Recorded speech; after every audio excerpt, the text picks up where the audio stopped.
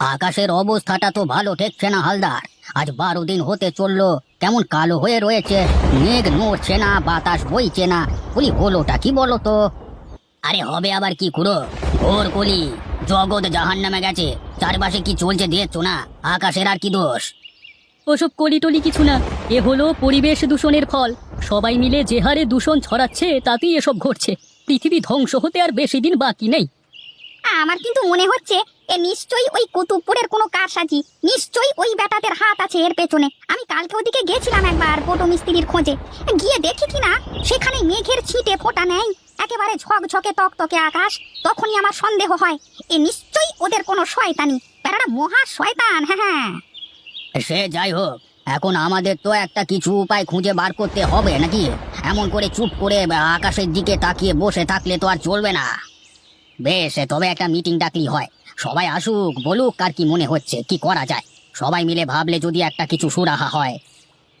Meeting ডাকলি কি আর সব সমস্যার সমাধান হয় না? কখনো হয়েছে? হ্যাঁ, এর জন্য অনেক কাঠখড় পোড়াতে হবে মনে হচ্ছে। সে কাঠখড় পোড়াতে হয় হোক, কিন্তু এর একটা বিহিত হওয়া চাই। জানা দরকার এর পেছনে কার বা কাদের হাত রয়েছে। এমন হেনস্থা তো আর বসে বসে সহ্য করা যায় না। বেশ বেশ, তবে একটা মিটিংই ডাকো না হয়। আসুক 5 জন, কে কি বলছে শোনা যাক। সমস্যাটা যখন সারা গাঁয়েরই, তখন বলুক সকলে মিলে কি উপায় করা যায়। আমি বলি কি মিটিং ডাকা হোক, কিন্তু খবরটা যেন 5 কান না হয় সেটাও খেয়াল রাখতে হবে। আমরা কি ভাবছি কি করছি এসব যেন ওই বেটারা কেউ জানতে না পারে। হ্যাঁ, ভাই সব, কথাটা হলো আজ 15 দিন হয়ে গেল আমাদের গায়ের আকাশ মেঘে কালো হয়ে রয়েছে। কোনো হাওয়া বইছে না, মেঘেরও কোনো নড়াচড়া নেই। এর ফলে গরমও বাড়ছে, ফসলের ক্ষতি হচ্ছে, বাচ্চা বুড়ো সব অসুস্থ হয়ে পড়ছে, কাজকর্ম লাটে উঠছে। এখন এমন ভাবে চলতে থাকলে গায়ের যা বিষয় সম্পত্তির ক্ষতি হবার তো হবেই, বরং পটাপট করে লোক মরাও কিছু বিচিত্র নয়। তাই আমাদের এখনই একটা কিছু উপায় খুঁজে বার করা উচিত, যাতে এই মাথার ওপর আটকে থাকা মেঘের পাল সরিয়ে ফেলবার কোনো একটা উপায় করা যায়। হ্যাঁ, আমার মতে সকলে মিলে এখনই বিষয়টা নিয়ে একটা পিটিশন লিখে নিয়ে গিয়ে আমাদের বিডিও সাহেবকে জানানো উচিত। তিনি যদি একবার দয়া করে আমাদের গ্রামে এসে ব্যাপারটা খতিয়ে দেখে এর একটা কোনো বিহিত করেন তো কিছু হয় আর কি। আরে রাখো তোমার ভিডিও, বলি ভিডিও এসে করবেটা কি? তোমার কি মনে হয় তিনি সিঁড়িতে চেপে আকাশে উঠে মেঘেদেরকে এক ধমক লাগাবেন আর অমনি মেঘগুলো সব সুরসুর করে লেজ গুটিয়ে পালাবে? আরে না না, ওসব ভিডিও টিডিও এসে কিচ্ছু করতে পারবে না, ওদের কম্য নয় এসব। যা করবার তা আমাদেরই করতে হবে। এসব হলো ঘোর পাপের ফল। ধম্মকম্ম চুলোয় গেছে বলেই এটা হলো। এর একটাই উপায়, গায়ে একটা কীর্তন বসানো হোক। শান্তিপুরের উত্তম কীর্তনিয়াকে একটা খবর দাও, ঠাকুরের নাম করলেই একমাত্র এ মেঘ কাটতে পারে। এটা ধম্মের কথা নয় দাদা, এটা বিজ্ঞানের যুগ। হ্যাঁ, আমাদের বুঝতে হবে মেঘ কি আর কিভাবে এটা তৈরি হয়, আর কেনই বা সে দিনের পর দিন একই জায়গায় ঝুলে থাকে, বুঝলে? তাই প্রথমেই আমাদেরকে জানতে হবে যে এরকম কেন হয়। ঠিক আছে? কিছুই আর আমাদের জানতে বাকি নাই মশাই। আমরা কেউ ঘাসে মুখ দিয়ে চলি না। হ্যাঁ, কই পাশের পঞ্চায়েত কুতুবপুরের মাথায় তো কোনো মেঘ নেই। কই পিয়াশাল, কালসাগিরি, বেতাই, নবীপুর কোথাও তো কোনো মেঘ জমে নাই। তবে ঠিক আমাদের গায়ের মাথায় এমন মেঘ জড়ো হয়ে রয়েছে কেন বাপু? কারণ এ হলো ষড়যন্ত্র। কে বা কারা এই ষড়যন্ত্রের পেছনে রয়েছে সেটাই আমাদের খুঁজে বের করতে হবে। দরকার পড়লে আমাদের কোর্টে মামলা করতে হবে, বুঝলে? থাক থাক, আর কোর্ট কাছারি করে মারামারি করে লাভ নেই। আমাদের ঠান্ডা মাথায় এর একটা কোনো উপায় খুঁজে বার করতে হবে, যাতে মাথার ওপরের এই কালো মেঘটা সরে যায়। হ্যাঁ, বাতাসি কাকি এই মেঘ সরাতে পারে। কে কে বললো কথাটা? হ্যালো, তা তুমি কি জানো না বাতাসি কাকিকে আমরা এক ঘরে করে দিয়েছি? তাকে দিয়ে কিছু করানোর কথা তুমি ভাবলে কি করে? দাঁড়াও দাঁড়াও হারাধন, কথাটা ফেলু মন্দ বলেনি।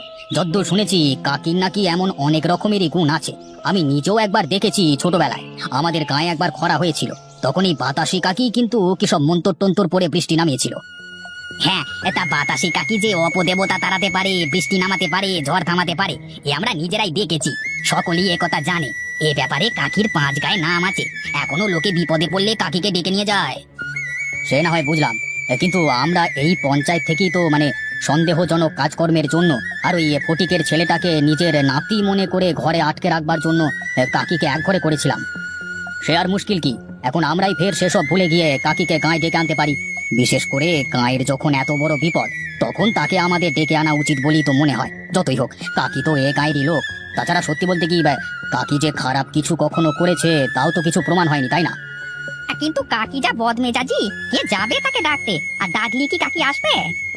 বেশ, বিষয়টা যখন গ্রামের ওপর ঝুলে থাকা বিপদ কাটানোর ব্যাপার, তখন আমি না হয় যাব কাকির কাছে, দেখবো বুঝিয়ে শুনিয়ে কাকিকে রাজি করানো যায় কিনা। কাকিমা, ও কাকিমা, এই দেখো তোমার সঙ্গে দেখা করতে কে এসেছে। কে রে? জটাই নাকি? সঙ্গে কে ওটা? লখাই যে। ওরে বাবা, জাদু যে আমার বড় হয়ে গেছে। আয় বাবা, কাছে আয় তো, দেখি একবার ভালো করে। ও মা, কেমন সুন্দর দেখতে হয়েছিস রে। তা হ্যাঁ রে, এতদিন পর বুড়ি কাকিমাটাকে মনে পড়লো। কাকিমা, তুমি এবার গায়ে ফিরে চলো গো। একা একা এত দূরে আর তোমাকে থাকতে হবে না। এখন বয়স হয়েছে তোমার, কাছে কাছে থাকলে আমরা তোমার একটু খেয়াল টেয়াল রাখতে পারবো। সে কি রে, তোরাই তো আমায় গাঁ থেকে সভা করে বের করে দিলি। সে একটা ভুলচুক যা হবার হয়ে গেছে, এখন তুমি ফিরে চলো। যতই হোক তুমি হলে আমাদের গায়ের গুরুজন, তোমার এইভাবে একা একা গায়ের বাইরে পড়ে থাকা কি ভালো দেখায়? না না, তুমি চলো চলো, এখন থেকে তুমি গায়ে আমাদের সাথেই থাকবে। ব্যাপারটা কি একটু খুলে বল দিকি আমায়। মনে হচ্ছে তোরা কোনো বিপদে পড়েছিস, নইলে আর এ বুড়িকে তোদের কি প্রয়োজন? সত্যি কথাটা যদি বলিস তো ভেবে দেখতে পারি গায়ে আমি আবার ফেরত যাব কি যাব না। ঠিকই ধরেছো কাকিমা, গায়ের খুব বিপদ বুঝলে। আজকে 20 দিন হতে চললো, গায়ের ওপর তাল তাল কালো মেঘ জমে রয়েছে, কিচ্ছুতেই নড়ছে না। ফসলের ক্ষতি হচ্ছে, ঘরে ঘরে অসুখ বিসুখ। এখন তুমি যদি এই বিপদ থেকে আমাদেরকে উদ্ধার না করো তো কে করবে বলো দেখি? তাই তো বলি, হঠাৎ বুড়ি কাকির প্রতি তোদের এত দরদ হলো কোত্থেকে? গায়ের মাথায় মেঘ যে একটা জমে রয়েছে সে আমি কদিন ধরেই দেখছি, আর সেটা যে ভালো কথা নয় এটাও ঠিক বটে। আচ্ছা বেশ, আমি গায়ে যাব, তবে একটা শর্ত আছে।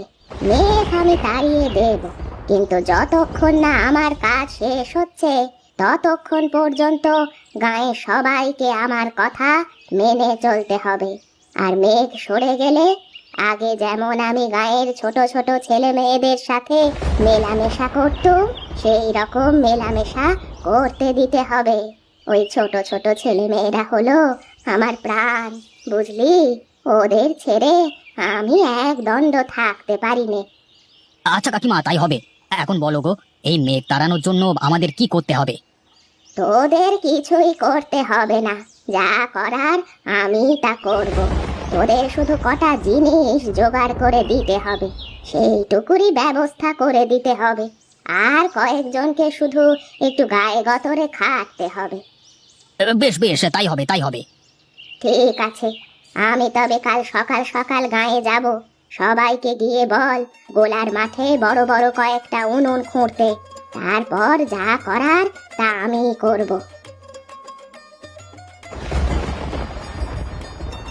কমল, আলুগুলো 6 টুকরো করে কাট বাবা।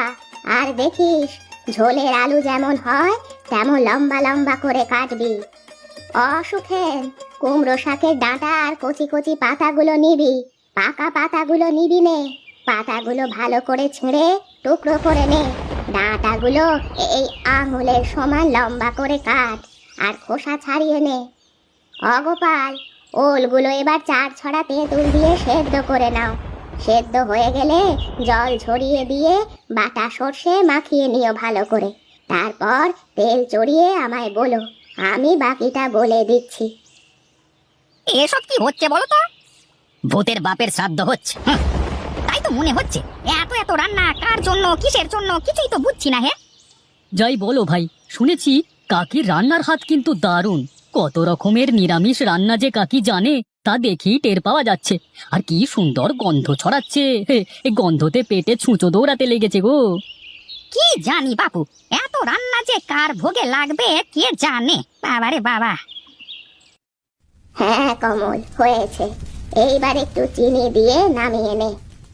তারপর সেগুলো ঢাকা দিয়ে দেওয়া হয়। এবার বেশ কিছু আসন পেতে কাকিমা নিজে একখানা আসনে বসে কিছুক্ষণ চুপ করে থেকে তারপর বিড়বিড় করে জপ করা শুরু করে। কাকিমা জপ শুরু করতেই গুড়গুড় করে আকাশে মেঘ ডেকে ওঠে। অল্প অল্প করে ঝোড়ো হাওয়া বইতে শুরু করে। 1 ফোঁটা 2 ফোঁটা করে বৃষ্টির জল পড়তে শুরু করে। লোকজন এদিক ওদিক তাকায়। মেঘ আরো ঘন হয়ে আসে ও পাক খেতে থাকে। বিদ্যুৎ চমকায়, বৃষ্টি পড়তে শুরু করে গুড়ি গুড়ি, খুব জোরে হাওয়া বইতে শুরু করে। কাকিমা আসনে বসে চোখ বন্ধ করে জপ করতে থাকে। এরপর এমন হাওয়া বইতে থাকে যে ধুলোয় সব অন্ধকার হয়ে যায়। লোকজন কেউ কিছু দেখতে পায় না। কি হচ্ছে বলো তো পুরো? কাকিমা দেখছি আমাদের আরো বড় বিপদে ফেললো। তাই তো দেখছি হালদার, কাকিকে না ডাকলি মনে হয় ভালো ছিল। কি এবার খুশি তো? যা, এবারের মতো বিপদ কেটে গেছে। কাকিমা, কি করে যে তুমি এসব করলে আমার ভাবতেই আশ্চর্য লাগছে। কি করে আবার? তোদের চোখের সামনেই তো করলুম। রান্না করে ভোগ দিলাম আকাশের দেবতাদের। তোদের কাকিমার হাতের রান্না খেতে কে না ভালোবাসে? সূর্য, চন্দ্র, মেঘ, বিদ্যুৎ, ঝড়, বৃষ্টি, এরা সবাই তাই কি রকম চেটে পুটে খেয়ে গেল, দেখলি না? ঝড় বৃষ্টি তো হলো দেখলাম, কিন্তু কেউ যে খেয়ে গেল তা তো দেখলাম না। দেখতে পেলি না? বেশ, এবার একবার থালার ওপরে ঢাকাগুলো সরিয়ে দেখ, তবেই বুঝবি। কাকিমা, এখন যে খাবারগুলো রাখা আছে সেগুলোর কি হবে? হ্যাঁ হ্যাঁ, ওগুলো এবার থালায় বেড়ে ফেল। ওগুলো খাবার জন্য ওরা এলো বলে। কারা কাকিমা? কারা আসবে ওগুলো খেতে? শুধু আকাশের দেবতারাই নয় রে, তোদের এই কাকিমার হাতে রান্না খেতে জঙ্গলের পশু পাখিরাও খুব ভালোবাসে। তারাই এবার আসবে ওগুলো খেতে। কি বলছো কাকিমা? পশু পাখি কোথা থেকে আসবে? ওই জঙ্গলে কি আর পশু পাখি কিছু আছে নাকি? ওই জঙ্গল থেকে শুধু নয়, তোর কাকিমার হাতের রান্না খেতে দূর দূর থেকে পশু পাখিরাও আসবে, বুঝলি? কি বিশ্বাস হচ্ছে না তো? বেশ, ওই দেখ তবে। কি এবার বিশ্বাস হলো তো? তোদের কাকিমার হাতের রান্না খেতে সবাই ভালোবাসে কিনা? কাকিমা, সবাই তো খেলো, কই আমরা কিছু প্রসাদ পাবো না? এমন সুন্দর রান্না আমরা কি খেয়ে দেখবো না? তাও কি হয়? তোরা না খেলে কি আমার শান্তি হবে রে? তোরা যে সবাই আমার সন্তান। যা, তোরা সবাই মিলে এবার বসে পড় খেতে। কিন্তু কাকিমা, সব খাবারই তো তুমি ওদেরকে খাইয়ে দিলে, তবে আমরা কি খাবো? ধুর পাগল, ভোগের রান্না কি কখনো ফুরায় নাকি? ওই দেখ, কড়াই এখনো ভর্তি হয়ে আছে। যা যা, বসে পড় সবাই মিলে, ভাগ করে খেয়ে নে সবাই। জয় কাকিমার জয়, জয় কাকিমার জয়। খুব যে জয়ধ্বনি দিচ্ছিস, এখন তো মেঘ কেটে গেছে। এবার খাওয়া হয়ে গেলেই তো আবার কাকিমাকে বলবি গা থেকে বেরিয়ে যেতে। না কাকিমা, আর বলবো না, আমাদের ভুল হয়ে গেছে, আমাদেরকে মাফ করে দাও। তুমি এখন থেকে আমাদের সাথেই থাকবে, কেমন? আচ্ছা বেশ, তাই হবে। যা, এবার তোরা গিয়ে খেয়ে নে। খেয়ে বল কেমন হয়েছে তোদের কাকিমার হাতের রান্না।